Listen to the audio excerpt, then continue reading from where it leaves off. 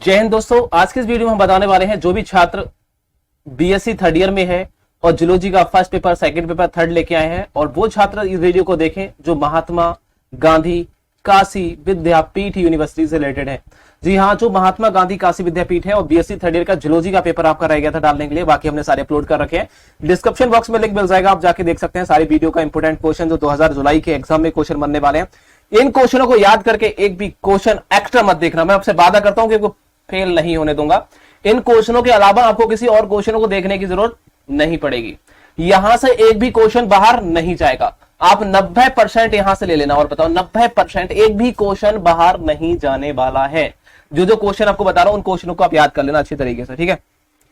और ज्यादा से ज्यादा इस वीडियो को शेयर करेंगे आप सभी लोग, ज्यादा से ज्यादा इस वीडियो को शेयर करेंगे। मैं आपसे वादा करता हूं एक भी क्वेश्चन बाहर नहीं जाएगा। जो क्वेश्चन का मैं आपको टिक लगा दूं, बस उन क्वेश्चनों को याद कर रहे हैं, बाकी कुछ और देखने की जरूरत नहीं पड़ेगी आपको, बाकी कुछ और देखने की जरूरत नहीं पड़ेगी। जैसे कि मैं आप पहला क्वेश्चन की बात करूं, बीएससी, आप पहले तो अपने बुक को खोलिए, ओपन करिए। सबको बीएससी थर्ड ईयर वाले जितने छात्र हैं जूलॉजी की फर्स्ट पेपर को ओपन करेंगे, उसमें पहला क्वेश्चन मोस्ट इंपोर्टेंट रहेगा। सबसे पहला क्वेश्चन आप लगाएंगे फिलपाव रोग लगा सकते हैं। यदि फिलपाव रोग परजीवी की लाइफ साइकिल के बारे में, फिलपाव रोग यदि आपके बुक में है, गेस्ट पेपर में है तो लगा लेना, वरना इसको छोड़ देना। मैं भी कह रहा हूं वरना देखिए लगा लेना। यदि आपके गेस्ट पेपर नोट्स वगैरह में है ये फिलपाव रोग है करा हुआ तो आप लगा लेना, वरना इसको हटा देना है, वरना इसको रहने दीजिए। लेकिन मैं कहूंगा कि यदि है तो आप जरूर लगाएंगे।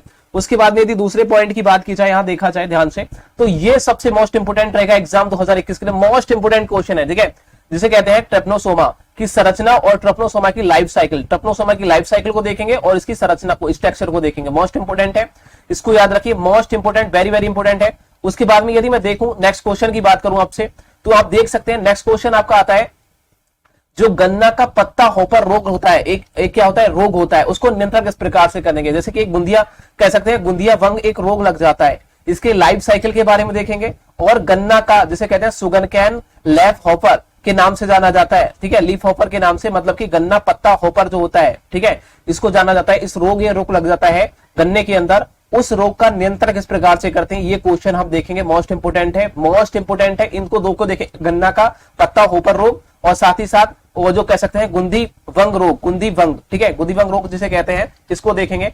नेक्स्ट क्वेश्चन पर टिक लगाएंगे फटाफट। यदि डीमक आपके बुक में है, यदि गेस्ट पेपर में है, डीमक के बारे में, डीमक का नियंत्रण किस प्रकार से किया जाता है, तो आप कर लेना, वरना इसको छोड़ देना। मैं बता रहा हूं वरना कर लेना, वरना इसको छोड़ देना है। नेक्स्ट क्वेश्चन मोस्ट इंपोर्टेंट, मच्छर, मॉस्क्यूटो जिसे बोला जाता है, उसका नियंत्रण किस प्रकार से करेंगे। मच्छर के बारे में पूरा इसका लाइफ साइकिल को देखेंगे, और मच्छर की पूरी लाइफ साइकिल को देखेंगे और उसका नियंत्रण किस प्रकार से कर सकते हैं, ये आपको देखेंगे। नेक्स्ट क्वेश्चन आपसे पूछा गया है मत्स्य पालन, जैसे मत्स्य पालन बोला जाता है मछली, ठीक है, जिसे हम पेंसी कल्चर बोलते हैं, तो आप इसको अच्छी तरीके से देखेंगे, ठीक है। तो मत्स्य पालन को इंपोर्टेंट है, याद करिए, इसको टिक लगा लीजिए मत्स्य पालन के बारे में। रेशम उद्योग का, ठीक है, रोज देखिए रेशम उद्योग का आपको वर्णन कर लेना है, मोस्ट इंपोर्टेंट है रेशम उद्योग के बारे में, ठीक है, जिसे हम सेरीकल्चर बोलते हैं, तो इसको हम अच्छी तरीके से याद करेंगे। नेक्स्ट क्वेश्चन पे टिक लगाएंगे, विलुप्त होने वाले प्रजातियां कौन कौन सी है भाई, विलुप्त होने वाली प्रजातियों के बारे में, जिसे हम सिंपली क्षति आशंकित जातियों का वर्णन इस प्रकार से भी आपसे आ सकता है, या फिर विलुप्त होने वाली प्रजातियों के बारे में वर्णन करिए, इस प्रकार से आपसे पूछेगा, ये आप याद करेंगे। और कह सकते हैं जो राष्ट्रीय उद्यान होता है नेशनल पार्क, तो नेशनल पार्क आपको देखेंगे, नेशनल पार्क राष्ट्रीय उद्यान के बारे में याद करेंगे।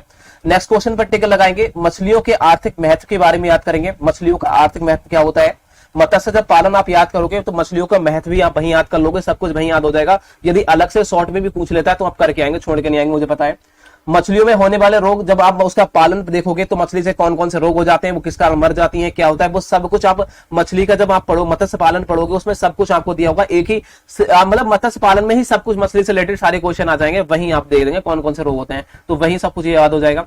आप देखिए एपीकल्चर से कहते हैं, एपीकल्चर जैसे कहते हैं मधुमक्खी पालन, तो एपीकल्चर को अच्छी तरीके से देखेंगे। शहद का आर्थिक महत्व क्या होता है, ये भी आप देखेंगे। ये मधुमक्खी पालन के अंतर्गत आपको सब कुछ याद हो जाएगा, कुछ एक्स्ट्रा पढ़ने की जरूरत नहीं पड़ेगी। मधुमक्खी पालन वहीं पढ़ेंगे, सब कुछ आपका शहद का आर्थिक महत्व वगैरह सब कुछ वहीं याद हो जाएगा। नेक्स्ट क्वेश्चन याद करेंगे, भारत में मोती उद्योग उनका निर्माण कैसे होता है, मोती का निर्माण, उनका गुण मतलब की प्रॉपर्टीज की देखेंगे। तो मोती में देखिए भारत में मोती उद्योग के बारे में याद करेंगे। यदि ये क्वेश्चन आपके बुक में है, यदि आपके गैस पेपर में है या बुक में है तो इसे याद कर लेना, वरना इसको छोड़ देना है। नेक्स्ट क्वेश्चन पर टिक लगाएंगे। तीनों पेपर के बारे में एक साथ बताऊंगा। देखिए बायोस्फीयर रिजर्व भारत में कितने हैं, यदि ये भी क्वेश्चन आपके साथ बुक में है तो उसको याद करके जाएंगे। नेक्स्ट क्वेश्चन है प्रोजेक्ट बांध क्या होता है, टाइगर प्रोजेक्ट, इसको याद करेंगे। बस इतना फर्स्ट पेपर में आपको याद करना है, इसके अलावा आपको कुछ भी पढ़ने की जरूरत नहीं है। मैं बोल रहा हूं इसके अलावा फर्स्ट पेपर में कुछ भी पढ़ने की जरूरत नहीं है। जो भी मैंने आपको क्वेश्चन यहां बताए होंगे, यदि बात की जाए 1 2 ठीक है 3 4 5 6 7 8 9 10 11 क्वेश्चन मैंने आपको यहां बताए हैं। 11 क्वेश्चन आपको यहां बताए गए हैं फर्स्ट पेपर में। और यदि नेक्स्ट पेपर की बात करूं, सेकंड पेपर में आप देख रहे हो, सेकंड पेपर में आपको क्या क्या याद करना है जूलॉजी के सेकंड पेपर में। तो सबसे पहले क्वेश्चन पे लगाएंगे, मोस्ट इंपोर्टेंट है, मोस्ट इंपोर्टेंट 2021 के एग्जाम के, रिकम्बिनेंट डीएनए टेक्नोलॉजी क्या होता है, उनका विकास, उनका योगदान के बारे में याद करेंगे। Most important recombinant DNA technology के बारे में याद करेंगे। वैक्सीन क्या होती है, वैक्सीन के कितने प्रकार होते हैं ये याद करेंगे। और साथ ही साथ जेनेटिक इंजीनियरिंग को निबंध एक आता है जेनेटिक इंजीनियरिंग पर, इसको याद करेंगे, मोस्ट इंपोर्टेंट है, इसको पढ़ के जाएंगे। उसके बाद में पीएच, जो पीएच पैमाना होता है, पीएच जिसे मीटर कहते हैं, पीएच मीटर को देखेंगे, इसको याद करेंगे। नेक्स्ट क्वेश्चन पर टिक लगाओ फटाफट, जो होता है रोग प्रतिरोधक क्षमता कितने प्रकार की होती है, और प्रतिरोधक शक्ति जिसे इम्यूनिटी कहते हैं, इम्यूनिटी पावर बोला जाता है। तो प्रतिरोधक शक्ति के बारे में देखिए, रोग प्रतिरोधक क्षमता के प्रकार आपको देखना है और प्रतिरोधक शक्ति क्या होती है, ये पूरा आप याद करेंगे। उसके बाद में नेक्स्ट क्वेश्चन आता है कैलोरी मीटर जिसे कहते हैं, कैलोरी मीटर को आपको याद करना है, कैलोरी मीटर क्या होता है। और उसके बाद में आता है स्पेक्ट्रो, देखिए स्पेक्ट्रोफोटोमीटर, स्पेक्ट्रोफोटोमीटर को याद करेंगे, मोस्ट इंपोर्टेंट है। स्पेक्ट्रोफोटोमीटर, कैलोरीमीटर और पीएच मीटर मैंने आपको बताया था ऊपर, पीएच मीटर ऊपर आपको करा रखा है, वो आप देखेंगे। और सह संबंध क्या होता है, इसको आप याद करेंगे। मानक त्रुटि मोस्ट इंपोर्टेंट है, मानक विचलन और मानक त्रुटि दोनों को याद करेंगे। मानक विचलन और मानक त्रुटि मोस्ट इंपोर्टेंट है। जिमोन प्रोजेक्ट जो होता है, जिमोन प्रोजेक्ट को याद करेंगे, ह्यूमन जिमोन प्रोजेक्ट, इसको याद करेंगे। Next question DNA fingerprinting most important, इसको आप याद करेंगे। एंटीजन और एंटीबॉडी की क्रिया, इसको याद करेंगे। उसके बाद में नेक्स्ट क्वेश्चन की ओर चलते हैं। और देखिए यदि हिस्टोग्राम टिप्पणी यदि हिस्टोग्राम आपके बुक में है तो कर लेना, बस वरना इसको छोड़ देना। नेक्स्ट क्वेश्चन आंकड़ों का संग्रहण संक्षेपण किस प्रकार से करते हैं, इसको आप याद करेंगे। बस इस बुक में सेकंड पार्ट में यही याद करना है, इसके अलावा आपको कुछ और देखने की जरूरत नहीं पड़ेगी, इसके अलावा आपको कुछ और देखने की जरूरत नहीं पड़ेगी। उसके बाद में देखिए यहाँ थर्ड पेपर में पहुंचते हैं।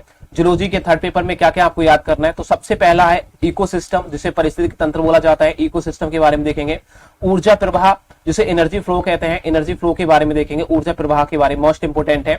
इकोसिस्टम ये तो हमने मैंने ऊपर बता दिया, तो छोड़ दीजिए। उसके बाद मानव में वृद्धि, देखिए मानव में वृद्धि बकरों की सहायता से जनसंख्या वृद्धि की, देखिए जो पोल्यूशन है, जनसंख्या के बारे में आप अच्छी तरीके से जनसंख्या वृद्धि की व्याख्या करनी है आपको, वो बहुत ज्यादा इंपोर्टेंट है। और उसके बाद में एनिमल वायरस, प्लांट वायरस और बैक्टीरिया वायरस, इनकी संरचना, और टीएमबी वायरस जो होता है मोस्ट इंपोर्टेंट रहेगा। टीएमबी वायरस को अच्छी तरीके से याद कर लीजिए, स्ट्रक्चर वगैरह के बारे में पूरा आप देखेंगे, याद करेंगे, मोस्ट इंपोर्टेंट है। एनिमल वायरस, प्लांट वायरस और बैक्टीरिया वायरस, जो वायरस और जो बैक्टीरिया है, वायरस और बैक्टीरिया दोनों अच्छे तरीके से देखेंगे। नेक्स्ट क्वेश्चन आपसे पूछा जाता है व्यवहार क्या होता है, व्यवहार को याद करेंगे। और अधिगम, व्यवहार मोस्ट इंपोर्टेंट है, इसको याद रखिए, व्यवहार, ठीक है, पैटर्न ऑफ बिहेवियर भी कह सकते हैं। और अनुचालन और गतिक्रम, ये सब कुछ आपके व्यवहार के अंतर्गत आपको देखने को मिल जाता है। उसके बाद में नेक्स्ट क्वेश्चन आप देखिए जनसंख्या, मैंने पोल्यूशन जब आपको जनसंख्या ऊपर वाला बताया था वहीं आपने याद कर रखा है, तो इसको छोड़ दीजिए। देखिए जो ऊपर से मैंने आपको बताया था ये वाला जनसंख्या वृद्धि की व्याख्या करनी है, तो यहाँ आपको याद हो जाएगा। एक निबंध, एक पोल्यूशन, जिसे कह सकते हैं पोल्यूशन, जिसे कहते हैं प्रदूषण, एक पोल्यूशन जरूर आपसे पूछा जाएगा, या तो आपसे वायु प्रदूषण पूछ ले, जल प्रदूषण पूछ ले, मृदा प्रदूषण पूछ ले, या ध्वनि प्रदूषण, ये चार में से एक पूछा जाएगा। ये तो 100% आपको रियल है, और ये सब कुछ आप बचपन से करते चला है, जल प्रदूषण, वायु प्रदूषण, मृदा प्रदूषण, ध्वनि प्रदूषण पर आप निबंध लिखते चले आए, वही आपको सब कुछ लिखना है। उसके बाद में नेक्स्ट क्वेश्चन आपसे पूछा जाएगा, देखिए खाद्य चैन क्या होते हैं, फूड चैन जिसे कहते हैं, खाद्य श्रृंखला, इसको आप याद करेंगे। खाद्य वेब्स को याद करेंगे, जैसे फूड जाल जिसे कहते हैं, फूड जाल को याद करेंगे। पीपीएलओ, माइक्रोप्लाज्मा क्या होता है ये देखेंगे। जन्म दर, मृत्यु दर को याद कर लेना यदि आपके बुक में हो तो। जंतु के, देखिए जंतु में जो अनुरंजन व्यवहार होता है उसको याद करेंगे, व्यवहार मैंने ऊपर अभी बताया था, ठीक है। भूमंडलीय तापमान क्या होता है ये आप याद करेंगे। हो सके तो अम्ल वर्षा, एसिड राइन को जरूर याद कर लीजिएगा। और लास्ट में आप बस ये क्वेश्चन को देखेंगे, उसके बाद कोई क्वेश्चन को याद नहीं करेंगे, वो होता है एजैविक और जैविक कारक क्या होते हैं, तो कह सकते हैं आयोटिक और बायोटिक जो फैक्टर होते हैं उनको आप देखेंगे, बहुत ज्यादा इंपोर्टेंट है। आज की वीडियो कैसे लगी कमेंट सेक्शन में जरूर बताइए। मैं आशा करता हूं कि आप यहां से 90% प्लस लेके आएंगे, कितने 90% प्लस लेके आएंगे, चाहे कुछ भी हो जाए। तो चैनल को अभी सब्सक्राइब कर बेल आइकन को प्रेस करेंगे और ज्यादा से ज्यादा अपने दोस्तों को शेयर करेंगे। मिलते हैं नेक्स्ट वीडियो, तब तक के लिए जय हिंद दोस्तों, धन्यवाद।